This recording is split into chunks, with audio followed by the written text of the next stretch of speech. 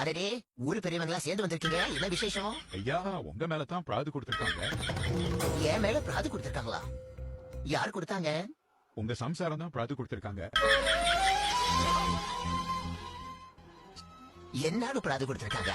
சமைக்கிற பிரியாணில leg piece எல்லாமே நீங்களே எடுத்துக்கிறீங்களா? அவங்களுக்கு எதுவுமே கொடுக்கறது இல்லையா? அவிச்ச முட்டை எல்லாத்தையும் ஒளி வச்சே தின்றீங்களா? அப்புறம் நல்ல நல்ல பெருநாள்ல அவங்கள மட்டும் சைவம் எடுக்க சொல்றீங்களா? நீங்க கோழி இறானு வச்சு வெளுத்து கட்டுறீங்களா? அதான் எந்த சாப்பாடு சமைச்சாலும் சரிக்கு சமமா பாதியா அவங்களுக்கு கேக்குறாங்க.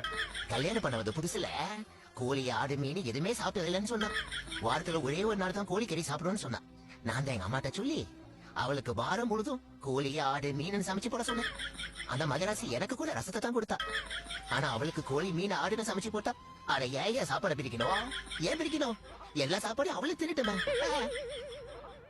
நானும் எங்க அம்மா வீட்ல பக்குத்தி தான் சாப்பிட்டேன். நான் மட்டும் என்ன கொய்த்திய குறைங்க சாப்பிட்டேன். ஆமாண்டி, நீ கோய்த்தியா குறைங்க தான் சாப்பிட்ட. என்னம்மா என்ன பேச வைக்கிறியா? அப்ப இவங்க நான் பாடிக்கிட்டு இருந்தியா?